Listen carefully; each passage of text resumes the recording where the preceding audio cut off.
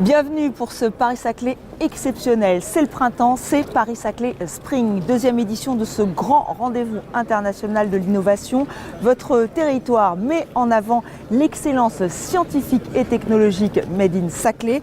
Tous les acteurs de l'innovation, de la recherche, de la science et du développement sont réunis ici à Centrale Supélec. Il y a 5 grands thèmes, 5 villages innovation, un pitch contest, des keynotes, une table ronde internationale et même des visites inédites de grands centres de recherche et de développement privés. Voilà, c'est tout ça, Paris-Saclay Spring.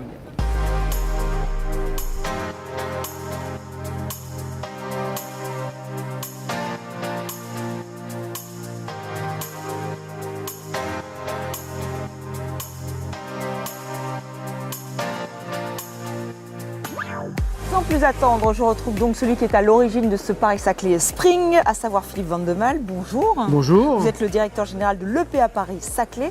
Et alors, il y a une formule que vous employez que je trouve assez judicieuse. Cet événement, c'est pour maximiser les possibles de l'innovation. Expliquez-moi. Oui, absolument. L'idée et notre rôle à l'EPA Paris-Saclay, c'est d'accompagner le développement de ce cluster. Et l'innovation, c'est beaucoup lié à des proximités, à des rencontres, même parfois des rencontres improbables de gens qui a priori ne se seraient pas rencontrés. Et c'est comme ça que se cristallise et permet de créer de l'innovation économique. C'est-à-dire qu'on a de la recherche, mais il faut passer ensuite à l'activité économique. Et effectivement, notre rôle, par différents axes, dont cet événement, qui est un événement majeur, c'est de maximiser les possibles de ces innovations. Je crois que c'est vraiment ça, en permettant les rencontres. Oui, alors les rencontres, un lieu de rencontre, on le voit bien même ici, on voit qu'il y a beaucoup de personnes qui participent. D'ailleurs, vous avez 2400 inscrits. Absolument. C'est le double. L'année dernière, on était 1200 participants et cette année, c'est la deuxième édition. On est à 2400, donc j'espère que ça va doubler comme ça d'année en année. Mais en tout cas, c'est le témoignage que cet écosystème prend forme, prend vie, attire et que les gens ont compris toutes les potentialités du territoire. L'année dernière, on était très fortement centré sur la partie académique, les centres de recherche publics et puis les startups. Et il nous paraissait essentiel dans cet écosystème le rôle des grands groupes et notamment de tous les centres de recherche des grands groupes qui sont très nombreux sur Paris-Saclay, puisqu'on a quand même 15% de toute la recherche privée française qui se trouve sur ce territoire-là. C'est un rôle important pour accompagner des startups, pour faire des partenariats avec les laboratoires de l'Université de Paris-Saclay, pour créer ces liens. Et c'est important que les grands groupes qui, au-delà de venir implanter leur centre de recherche, qui est en cours, puisque EDF est venu se créer là, Servier va construire son bâtiment, donc il y a cette dynamique-là, participent à ce type d'événement et c'est essentiel qu'on crée aussi ce lien avec l'économie existante et notamment les grands groupes. Ces grands groupes, ils acceptent aussi, à l'occasion de ce Paris-Saclay Spring, d'ouvrir les portes de leur centre de recherche et ça, c'est quand même Absolument. Très important. Et c'est très important, ça montre aussi justement leur volonté de participer à cette Innovation Playground. Ils nous ouvrent les portes des centres de recherche avec des conditions, parce qu'effectivement, il y a un certain nombre de secrets dedans, donc c'est important. Et on a notamment Airbus, Dassault qui ont ouvert leurs portes pour pouvoir permettre à des gens de rencontrer, de travailler sur leurs recherches à eux et d'ouvrir le territoire. Et aussi de symboliser que l'ensemble du territoire des 3 agglomérations, Versailles-Grand Parc, Saint-Quentin en Yvelines et puis Paris-Saclay en Essonne, travaillent collectivement dans cette dynamique globale avec le monde universitaire et les entreprises. Alors on va parler d'innovation, de recherche, de technologie, mais il y a aussi un Spring Market. Alors là, pourquoi ? Absolument, parce que ce territoire, ce cluster s'inscrit vraiment dans un territoire existant avec des productions locales, notamment des productions agricoles. Et donc on a voulu proposer aux agriculteurs locaux de venir aussi participer à ce Spring. Ça fait partie aussi de ce lien territorial, du développement durable. Merci Philippe Vandemal. Et justement, ce Spring Market aussi va permettre de prendre des forces car il y a beaucoup de choses de prévues. Donc on vous souhaite une très bonne seconde édition de Paris-Saclay Spring. Merci beaucoup.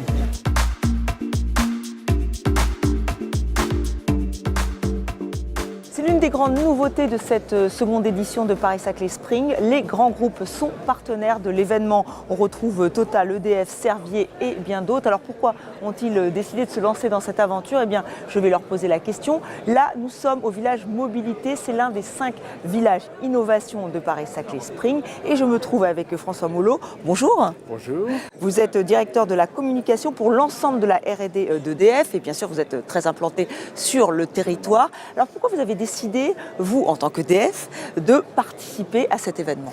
Écoutez, comme vous venez de le signaler, c'est dans la droite ligne de notre implantation. Nous sommes donc depuis 3 ans sur le plateau de Saclay, dans le quartier de l'école polytechnique, parce que nous sommes une R&D de partenariat. Nous avons des accords avec toutes les grandes institutions académiques et grandes écoles de ce plateau sur des questions aussi bien sur la mobilité, sur l'Internet des objets, sur le vieillissement des matériaux, sur les réseaux intelligents, les fameux smart grids. Donc nous sommes au cœur des partenariats du plateau.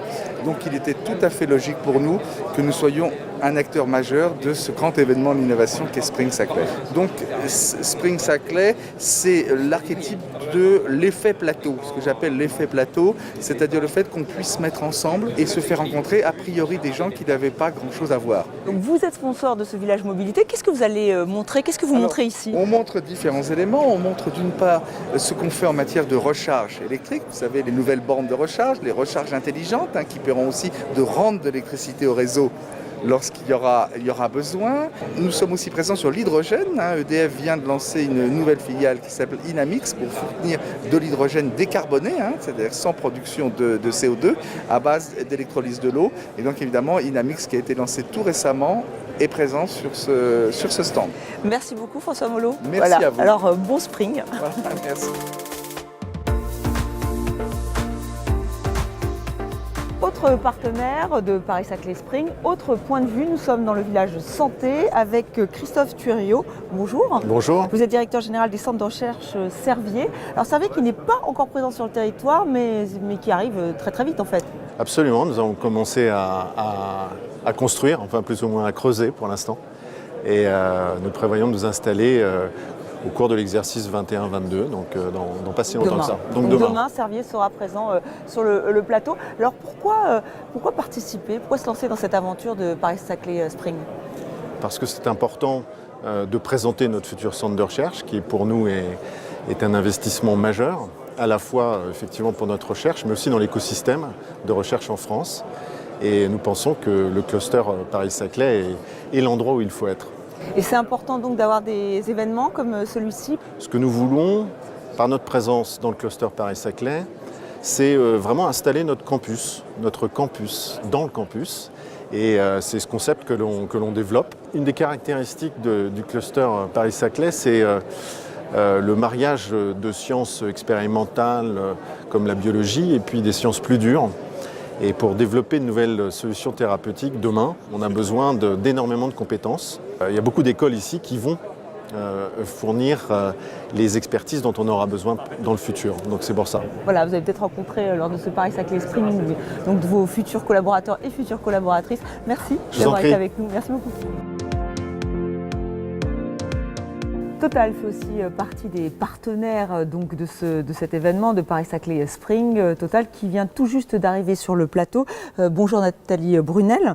Vous êtes directrice du projet Total Saclay justement. Alors vous êtes là depuis combien de temps? 3 mois à peine, c'est ça? Eh bien, en fait, la direction recherche et développement du groupe a déménagé il y a exactement 3 mois et est arrivée sur le plateau de Saclay pour commencer cette aventure. Mais en fait, une aventure qui a démarré il y a une dizaine d'années sur le photovoltaïque avec une petite équipe.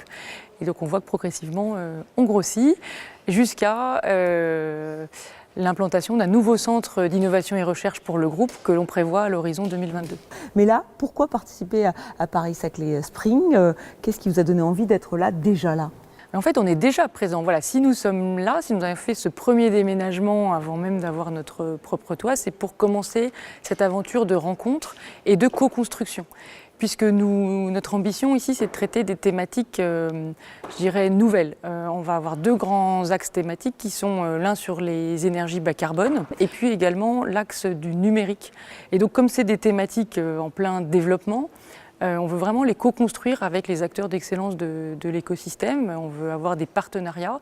Et donc pour nouer ces contacts, pour construire, on a pensé qu'il fallait déjà être ici et commencer. Donc là, vous êtes convaincu par Paris-Saclay Spring. Vous reviendrez l'année prochaine avec un stand, avec des propositions Alors on est effectivement convaincus d'être présents dans ce type d'événement. Ce que j'espère, c'est qu'on sera encore plus nombreux du groupe à venir. Moi, je vais faire effectivement la publicité auprès de mes collègues parce qu'il y a tellement à voir, tellement à partager que cette dynamique de rencontre, effectivement, il y a un côté viral et donc il faut que ça se poursuive. Oui. Sous quelle forme? On a un an pour y réfléchir. Eh bien, merci beaucoup Nathalie Brunel d'avoir répondu à mes questions. Merci beaucoup. Merci. Me voici à présent avec Patricia Villoslada. Bonjour. Bonjour. Vous êtes directrice de Transdev Système de transport autonome. On voit ici ce stand, mais vous êtes présent à de nombreux endroits de Paris-Saclay Spring. Pourquoi avoir accepté de participer? Donc, nous faisons partie du projet Paris-Saclay Autonomous Lab, qui est un gros projet de cet événement Spring. Donc, c'est un projet d'expérimentation de véhicules autonomes sur le territoire des Paris-Saclay. Donc ce véhicule, par exemple, va circuler sur le territoire? Celui qu'on voit derrière nous? Oui. Nous faisons déjà des tests aujourd'hui la nuit. Et le service, donc on va l'ouvrir progressivement au public. C'est une liaison nocturne entre la gare de Massy et le plateau de Saclay avec 4 arrêts intermédiaires. Alors vous qui devez participer à de nombreux événements, en quoi celui-ci est-il important?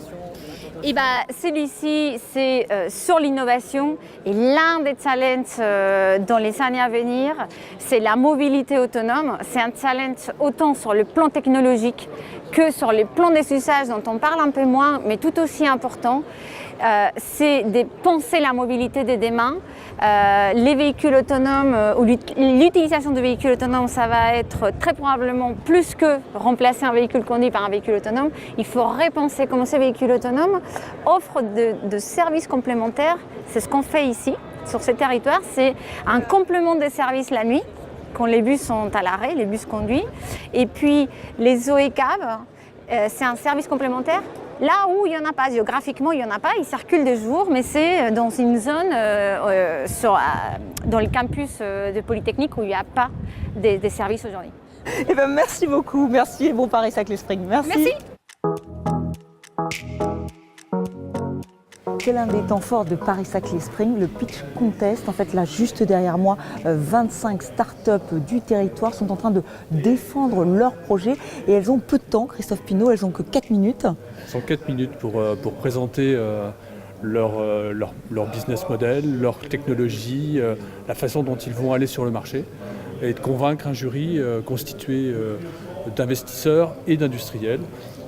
Qui se réuniront ensuite dans une petite salle pour délibérer et faire un choix sur ce qui sera le plus cohérent, qui leur semblera le plus cohérent entre le business model, la technologie, le lien avec le territoire. Quel est l'intérêt en fait pour toutes ces startups de participer à cet événement et surtout de le remporter? Alors, le premier intérêt, c'est d'abord d'être visible d'investisseurs parce qu'ils viennent chercher, pour la plupart, ils viennent chercher des fonds et ouvrir leur capital, mais aussi des industriels qui vont leur permettre peut-être demain de pouvoir faire des essais, de faire des POC, et puis peut-être de trouver des clients aussi, parce que c'est quand même le but d'une entreprise, c'est d'avoir des clients et de gagner de l'argent avec ses produits. Alors l'enjeu est important, on l'a compris. Est-ce que vous avez déjà été convaincu par les projets? Est-ce qu'on est vraiment dans du très haut niveau? Ah oui, les projets ont été sélectionnés. Ils sont d'abord issus principalement du territoire Paris-Saclay, qui est un territoire par nature constitué de beaucoup d'ingénieurs, de beaucoup de recherche. Et donc oui, c'est souvent des projets de haut niveau avec des niveaux de technicité importants. Ouais. Merci Christophe Pinault. On va vous laisser retourner à votre jury. Merci beaucoup. Encore. Au revoir.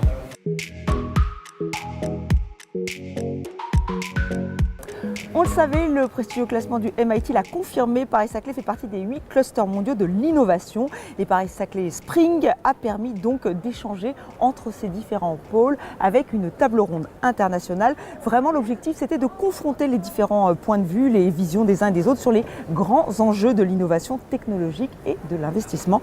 Jean-Jacques Yarmoff, bonjour. Bonjour. Vous avez fait partie de cette table ronde. Il y avait des personnes qui venaient de Londres, de Chine, du Japon, de Paris-Saclay évidemment. Vous venez de Boston. Qu'est-ce que vous en avez retenu de cette table ronde? Alors c'est une table ronde qui, je crois, a bien montré l'importance d'un cluster tel que celui de Paris-Saclay. La dynamique que l'on voit dans ces clusters est importante. Elle a besoin de l'aspect académique, donc les grandes écoles, les universités qu'on voit sur le plateau, mais aussi des entreprises, des jeunes entreprises, des grandes entreprises. Et tout ça, ça ne suffit pas. Et il y a le liant en plus qui est l'effet cluster, que sont ces conférences. Et cette table ronde en était quelque part un exemple.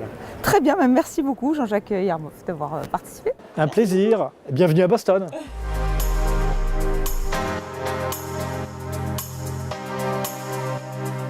Paris-Saclay Spring, c'est terminé. On se donne rendez-vous l'année prochaine pour une 3e édition qui sera sans nul doute aussi réussie. On espère vraiment vous avoir fait partager cette journée dédiée à l'innovation, à la technologie, à l'excellence de votre territoire. On se donne rendez-vous pour un prochain numéro de Paris-Saclay TV, bien sûr. Et d'ici là, restez informés sur notre site epaps.fr, mais aussi sur TV78, bien sûr.